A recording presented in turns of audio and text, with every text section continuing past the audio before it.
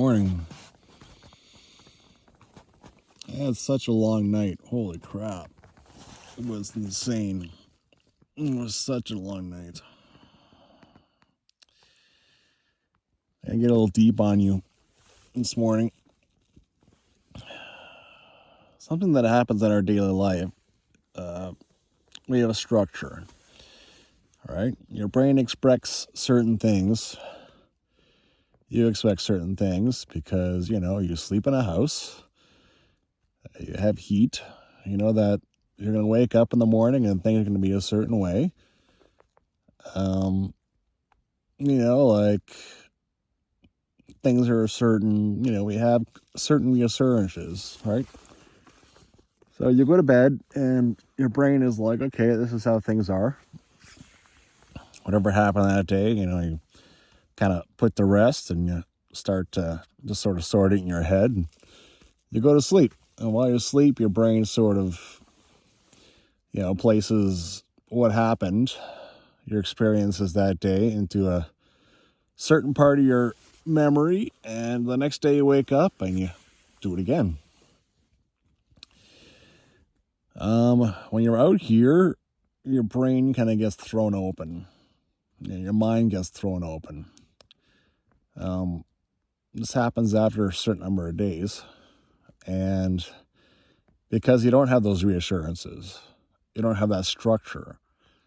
There is some structure involved, obviously,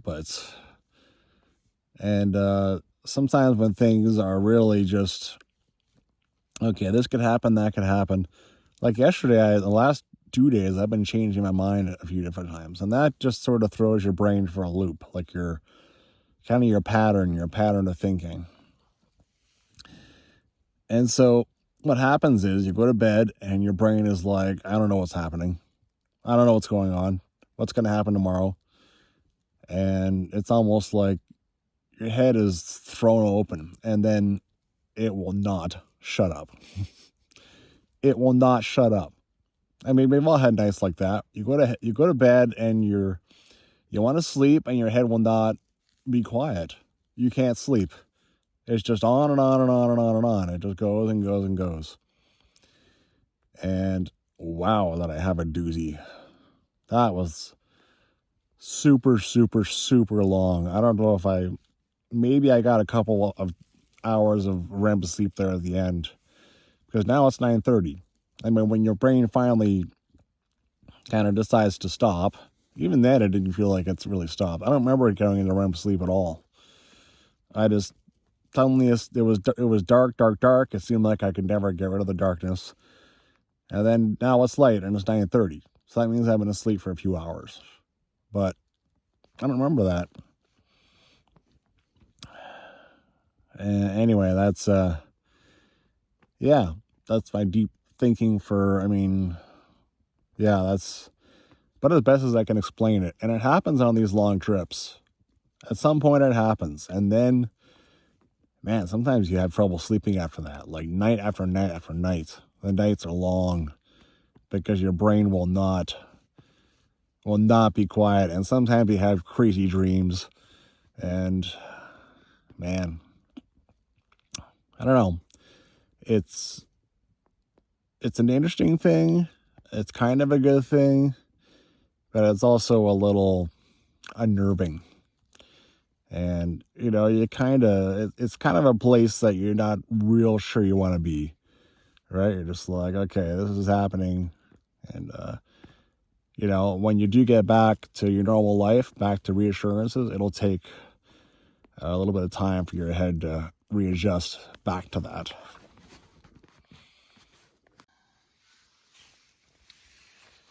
I froze last night.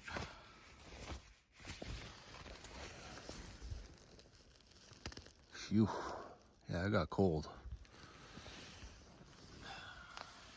I think it's time to break out. I have 3 pairs of socks. 1 I sleep in, 2 I walk in. I've been walking in these for 6 days because there was no point putting dry socks in, but now these are frozen. And the shoes too, of course. Look at that, there's ice on my shoes. Well, I think I'll get out my other pair of dry socks, and then I'll still have a dry pair to sleep with tonight. How's that for an eerie looking view? It looks like it will probably be a blue sky day once the sun gets out and burns off this fog. October 1st, it's like a switch went off. It's like, oh, it's October. Okay, time to start freezing overnight. It's definitely time to leave. It's definitely time to get my ass back to civilization.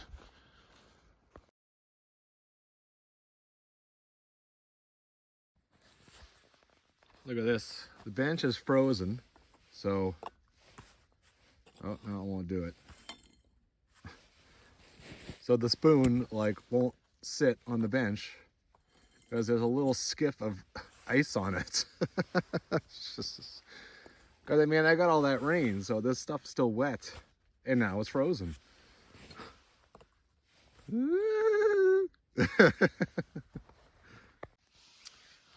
Oh yeah, and there's this too. Make sure your water bottles are full before you go to bed.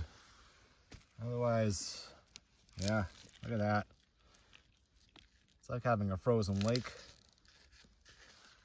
How about the Nalgene? Nalgene shows a little bit of ice in there too. Kind of interesting. Well, here's what it looks like after I pour the water out.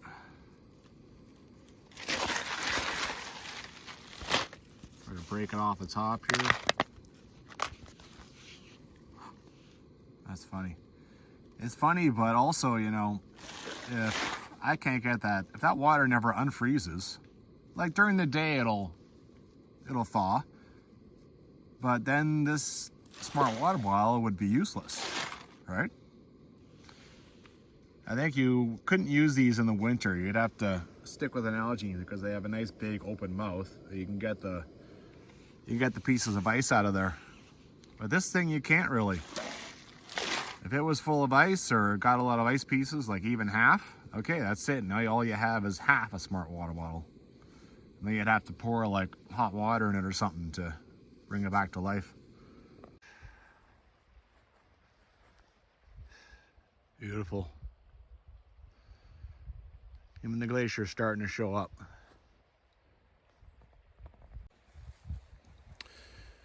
Well, it's been a hell of a trip. I don't know if I would repeat it. I would probably repeat it the exact same way, but I don't know if I would come out, like I said, I don't know if I'll come out at the end of September on another big trip like this. But cheers. Crazy trip. More next season, I imagine.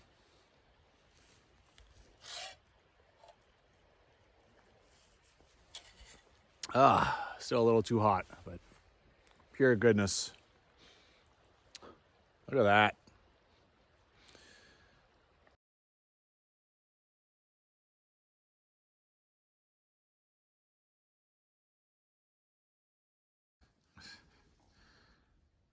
Now into the, man almighty, how cold did it get last night?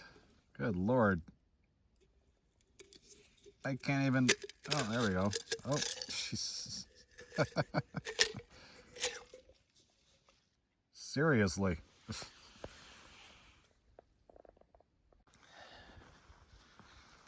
Well, still in the process of packing up.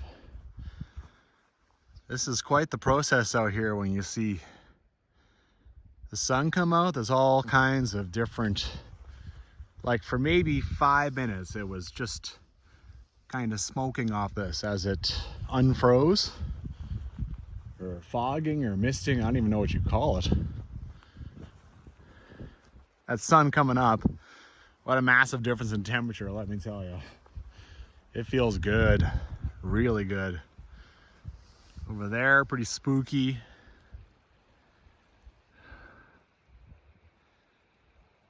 This is a rare phenomenon to experience. Watching the sun burn off the fog, unfreeze things. It's looking like it's a beautiful day. Finally got some beautiful days. Took 5.5 days to finally get there. This is day 7 now. Oh. Yeah, look at that little rock. I think it's the first time I actually noticed that. Not bad at all. That's cool. Well, I've been here 3 nights, 4 in total. I've actually taken off my puffy jacket. It's that nice. This site, I wasn't real kind to it when I first showed up because not a lot of place to set up tent and stuff, but I managed to find a place with at least some cover. And yeah, hey, you know, it served me just fine. All right, it is late. It's like 11:15.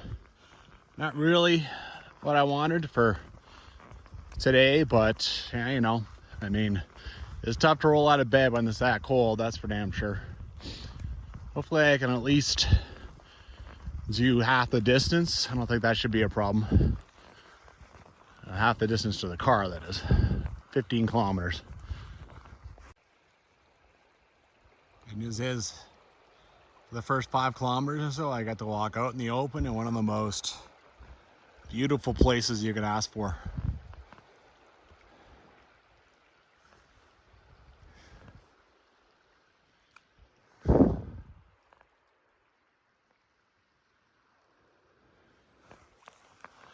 Pretty awesome.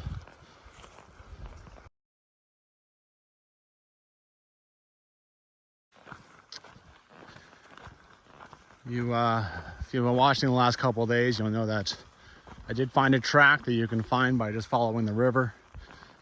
But it does run out after about 700 meters. And then it actually reappears again and then runs out again. So it just makes for a little bit easier walking. It's, yeah. All right, so the one tread ends and then you follow the river, you pick up the tread again. And then here it is eaten once more. And by now you can start seeing some yellow markers in the trees. So here I can see there's a bit more tread, but that's gonna die out quick. So basically start going this direction. Crossed over this already. I don't even know where all this water comes from. It's not part of the Whirlpool River, not yet. Doesn't branch off from that. Anyway, believe I'll just follow along this. The footing is not quite as nice as it once was, but hey, you know. Trying to get to the yellow diamond over there. The last bit of this section kind of sucks. You know, you're in this kind of trenched up mud. It's not nice walking. Bit of work, that's for sure. I gotta watch where you step. Oh, so nice. The foliage is dry, finally. It's been at least 36 hours since the last rain. That's something I thought I'd never see. I thought I would just get rain at least every 12 hours for the entire way. So I have taken off my rain pants. It's nice to finally walk without them. Very freeing.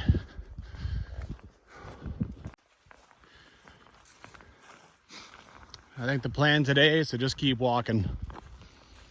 I don't have a plan, basically. First 10 kilometers, there's nowhere to stay. No problem. After that, there's a place to stay like every 5 kilometers. So I'm just gonna keep going until I can't get to the next place. I have a booking tonight, technically at Whirlpool, but I don't know if I'm gonna do that far. That's like 24 kilometers plus the Simon Creek crossing. So yeah, I don't know, that's unlikely in my mind, especially because I got a late start today. What a beautiful day. I'm down to a shirt. I'm down to 1 layer, top and bottom. I hope when I get in the trees, I can leave it that way, but man, even for the like maybe half hour I have left doing the Scott Flats, this is pretty nice. This part here, I don't like the trail. It's quite narrow and more like a goat trail than an actual human one. And I think it'd be fine to stay down here for this part, so that's what I'm gonna try and do. Maybe get my feet a bit wet. I mean, they've been wet for days. Basically the whole trip, so big deal, right? There. Right there, it goes up steep. I don't want to deal with that. Plus, I did, like I said, I found it a bit narrow up there, so I went back on here. No big deal.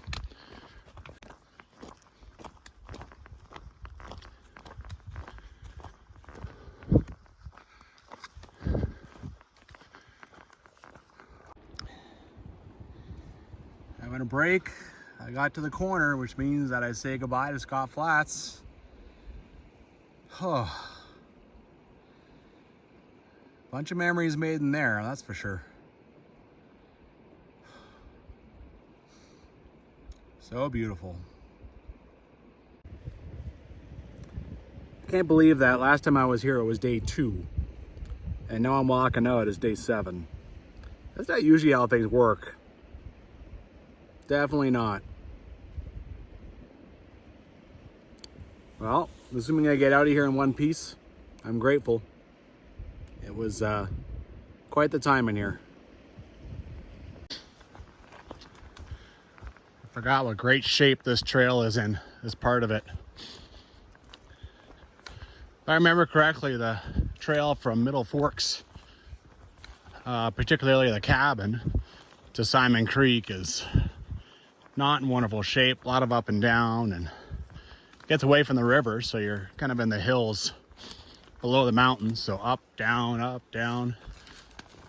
This here is actually just here now. There's starting to be some stuff hanging across it, but it's in nice shape. Sublime. I might be just basically have my head down and trying to make kilometers, but still got to stop and just take a moment.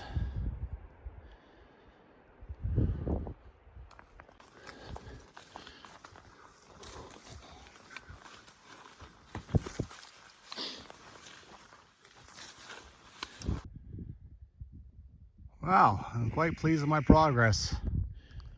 Are you pleased too? That way you're cawing at me? And I can hear a helicopter. Maybe there's one going into the cabin, which is just, I don't know, a kilometer and a half away. Well, I got luck to have a blue sky day in this valley this time.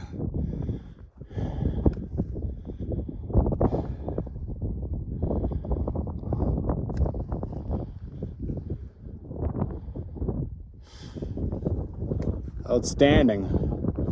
Look at these two little yellow trees over here with red on top. Isn't that cool?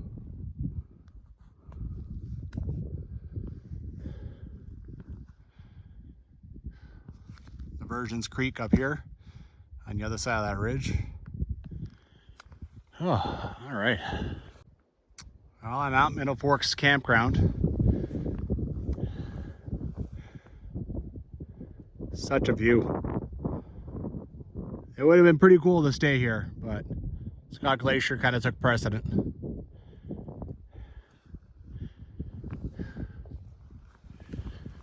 I'm pretty pleased with the progress I've made today and the time it took me to do it.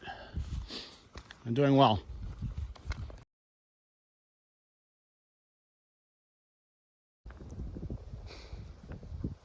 All right, off to the next one. Onward and, well, considering it's a valley, onward and downward. I forgot there's all kinds of crap like this in this section. Just goes on and on. Well, I just went through a part that was flooded, so my feet are wet. I think I'll just pull out my pants and go through. There. Aside from I think aside from Cane Meadows up to the actual pass, this next 5 kilometers to Simon Creek is the worst part of the trail. It's a lot of obstacles, a lot of little things like that. Well, no one at the cabin. I kind of wondered if that helicopter had dropped someone off, but apparently not. Good spot for a little break. Well, I got places to be. I'm not going to hang out here too long. So now I'm going to go down some trail that I haven't seen yet. I mistakenly took the horse trail. There's a hiker horse split. So I'm going to go down the hiker trail this time. See a little something different, hopefully. Hopefully it doesn't go awry. Well, immediately, see, I can still see the cabin. Immediately it kind of goes into this wash and kind of lose the trail. I can see a cut piece of wood over here, so I'm hoping that is down here somewhere. Let's see, there's running water here. Got the trail right there. How about in here? Am I gonna find something? No luck. The part I showed you there wasn't it. Water down here, half second. I mean, there's no tread here. This is where I was standing before. There's where that cut piece of wood was, but it could have been easily washed down, right? Up here someplace?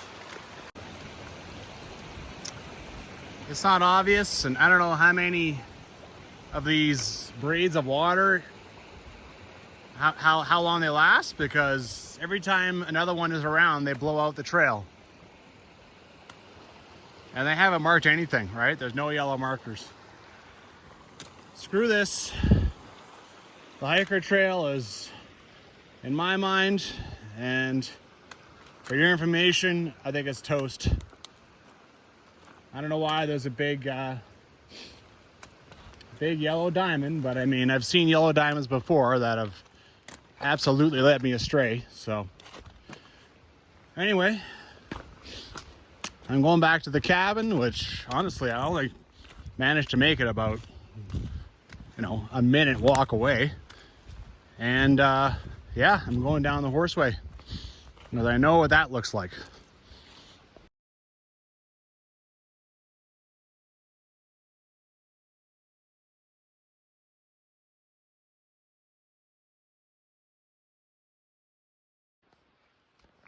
All right, back at the cabin.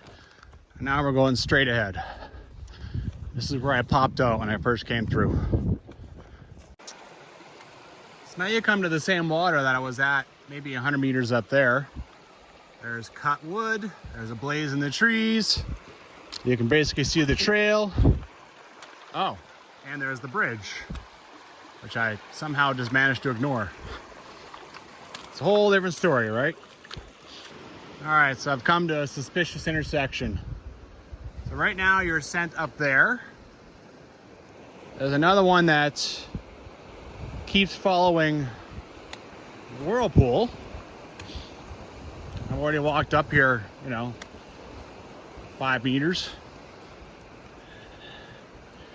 And I know that it once upon a time was a trail because of all the trail work on it. I mean, look at all these chainsaw cuts, right? It's looking pretty crappy now, but maybe this was the horse way at some point. The hiker way, it got changed, and then it like intercepted the horse track at some point. I don't know. Okay. Enough mysteries of the trail. Let's move on. Oh, I forgot this section. This is very, very nice. Nice easy walking, at least for a few hundred meters anyway. And nice views. I remember this thing. I hover underneath this thing for what seems like forever. going up and down hills.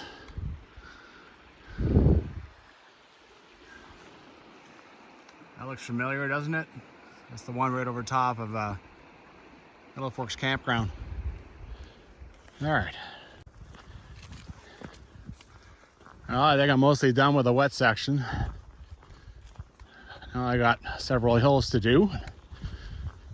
Simon Creek, it looks like I'm gonna have lots of time, well not lots, but time to try and find my way through it. Hopefully it's, I mean, it's much later in the day than it was when I crossed it, but it's also, what, 5-6 days later now? And it hasn't rained in a day and a half, at least not where I was, so hopefully it's even a little lower than when I did it. Oh, that woke up the legs and the cardio. That's a good climb. Now, back down, at least a little bit anyway.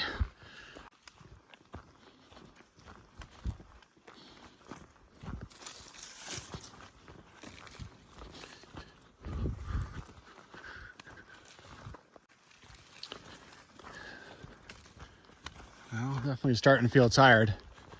This part has a lot of hills, a lot of brush, and yeah, a lot of twists and turns and zero views. So it's a bit of a thing, except for that little lakelet that I found first time I came through, which I still haven't passed quite yet. Once I do pass it, I know I'm like 10 minutes away, maybe 15 from Simon Creek. Awesome. All right, showing 800 meters to Simon Creek.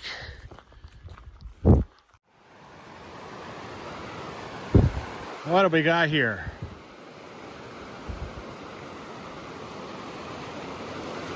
I like it. Not only does it look lower, it looks clearer.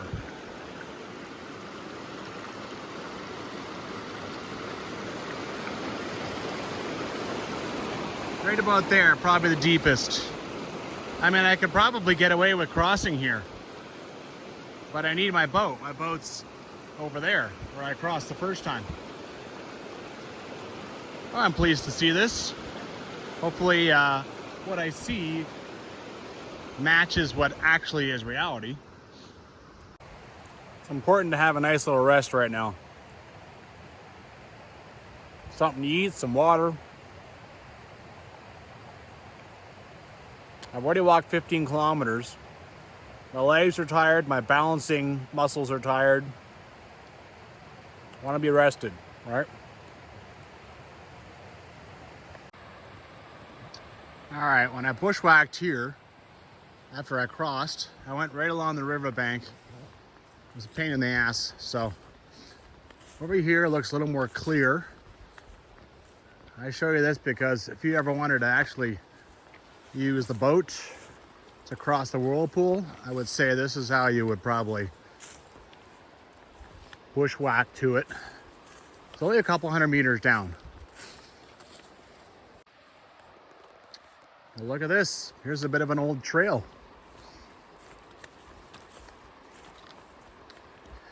Maybe this is an old horse crossing trail. Look at this. For real, this is an old trail. Huh. Yeah. With chainsawing and everything. Well, that old trail pops right out onto a very prominent looking tread. Which, I mean, maybe this was the trail. And I mean, my boat is over here. Maybe this was the trail before the bridge was ever there. They rerouted it. Huh, look at it go.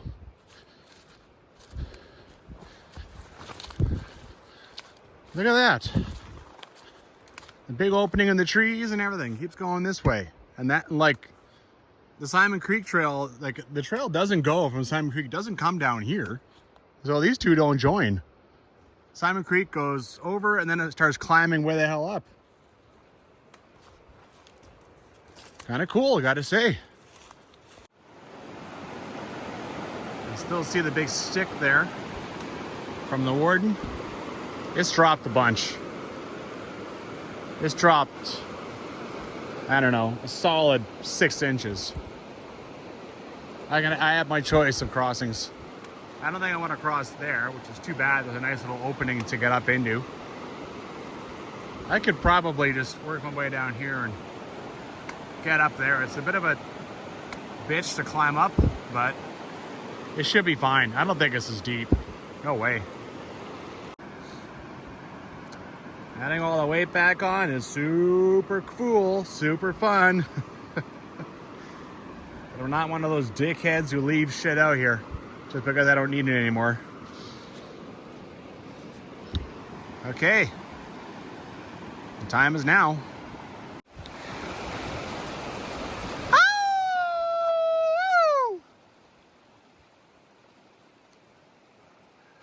Now it's time to celebrate, baby.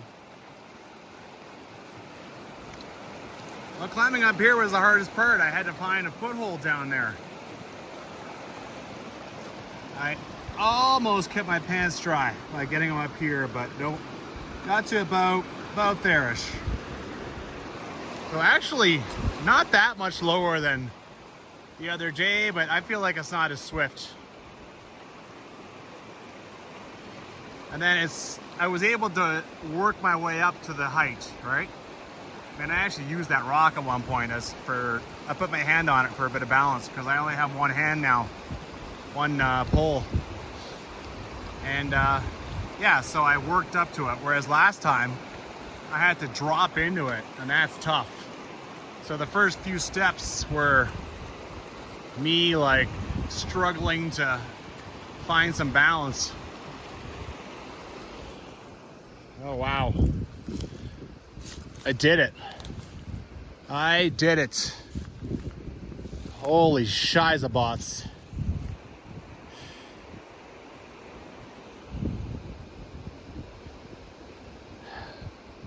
I'll let that sink in. Jesus, I got a little bit bloody trying to climb up. I'm gonna have to wash my legs off somewhere. I don't know if I can even do it in this creek, if there's a good place to. I'm sure as hell that climbing in a sleeping bag with all that crap. All right, let's get back to the trail, which I believe is over here someplace. Just gotta find a good place to bushwhack to it. There, much better. I think here I'm gonna sit down and clear the pebbles and junk out of my feet, and then go back to my bag, which is about 50 meters down trail right now. Onward. Oh, I'm so happy right now. That is some relief. Sweet, sweet relief. So now I know the trail will take a step up. It's going to be better from now on. But I have 10 more pounds in my backpack, so there's that. But, you know, pretty pleased with my progress today. That's for damn sure. Let's keep going, see how much farther I can get. Well, based on the time and how heavy this damn backpack is now with the infernal boat, I think my destination is looking more and more and more like Thai Camp Campground. Oh. I could maybe hightail it to Whirlpool. I would have to, I think, abandon a little side project I would like to do coming up here at Thai Camp. And I'd probably get there with like 15 minutes to spare. You know, why? I mean, yeah, okay, Whirlpool is a very nice campground, but I can come stay there whenever. Whenever. Really, it would just be the morning that I would enjoy it, because I mean, I would get there, shove food in my mouth, and set up my tent and go to bed. So it'd be the morning. Now, I think I can comfortably get to Thai Camp Campground and do my little side project And then tomorrow I've got 11 kilometers out with the heavy backpack and stuff, but a lot of it is fire road. It's pretty easy to walk on. Well, I'm a little impressed with myself. I've already smashed off Thai camp. Not the campground, just the camp. All right, side mission. So that's the very last building I managed to find there. So according to Don Beers, the best preserved building towards the end of the site is to the left down the hill. And that's the actual mill itself. So let's see what I can figure out here. What do we got here? I think I already found it. I thought I'd be going down a lot farther than that. Okay. Here's the mill, all right. Look at the sawdust. Sawdust from an old mill lasts a long time.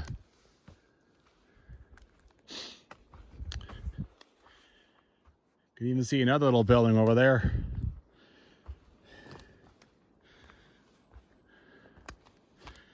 Look at that, I found more buildings. It took like 2 minutes. Don Beers books, you know. Sometimes you win, sometimes you lose. But this is a win. Most people have no clue this is here. They just see the ones that are right near the trail. A lot of big old nails. They love to use massive nails, didn't they? All right, just below that, we got another one.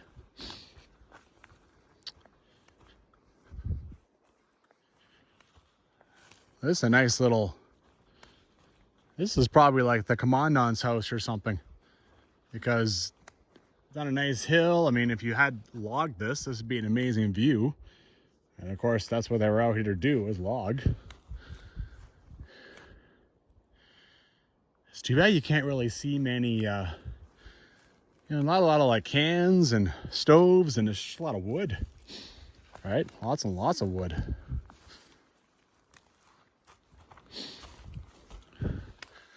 Well, I guess a little bit of stuff. Oh, here we go. Here's some cans. With some wire. It's amazing how long some things last, I tell you.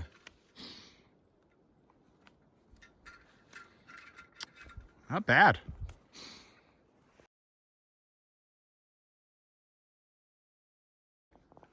I was just thinking it makes sense that the mill would be away from the barracks, because who on earth wants to listen to the mill all the damn time? But on the other hand, I just said that was probably the commandant's house, and why would he want to listen to the mill all the stupid time?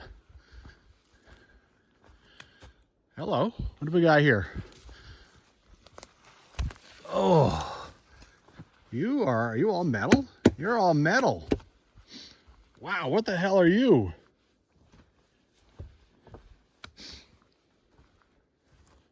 I have no clue.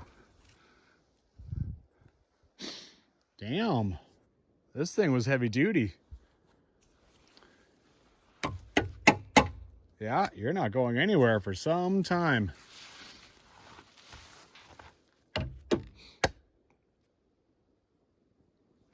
Damn. Heading back up to the trail and found another little random piece of steel.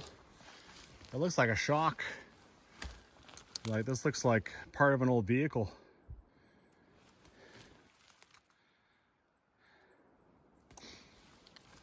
Cool. Not a shock, a suspension. I know you care deeply, so I wanted to correct myself. All right, here's the last building that you would see from the trail. Walk up about maybe 10 meters, maybe 15, and then just down to the left. And it's like just on the other side of these trees type thing, right? Like, you will find it pretty quickly. Okay. That's wrapped up a lot faster than I thought. Well, coming across the rest of Thai Camp now. Today has been basically a resounding success. Can't complain at all. It's gone very well. Yeah. I mean, you never rely on yourself to haul ass in the last day or two. I mean, you just assume you're going to be exhausted and stuff, but it's funny. Usually it ends up happening. Usually you're just like, home, home, home, home, home. Let's go. Decided to load up on water at the water source for Thai Camp, because I know the water at Thai Camp, Campground, is basically crap. So I get to carry a few extra pounds, but it'll be worth it. Oh, this is the first time you get any kind of view in a solid 6 kilometers on this trail. The other side of Simon Creek, you go up the hills, and finally you pop out of the river before you go into the kind of the wet section, right? Oh. So it's nice, that's for sure. All right. Beautiful, Jesus.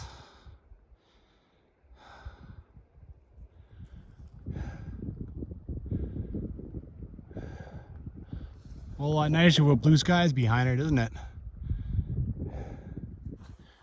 All right. Just gonna walk this flat part and I am done. Very successful. 19 kilometers. My stresses are mostly over. Tomorrow is a basic, generic hike to the car.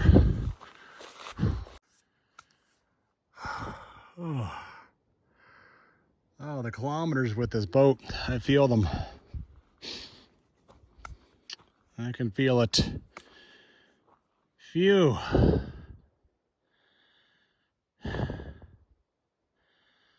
$98-kilometer backpack, just 11 left. Oh. Well, very successful day. I'm already looking forward to a pizza when I get out of here. Man, 8 days is a pretty good one, I gotta say. Oh boy. Oh, that was a long day. Good night.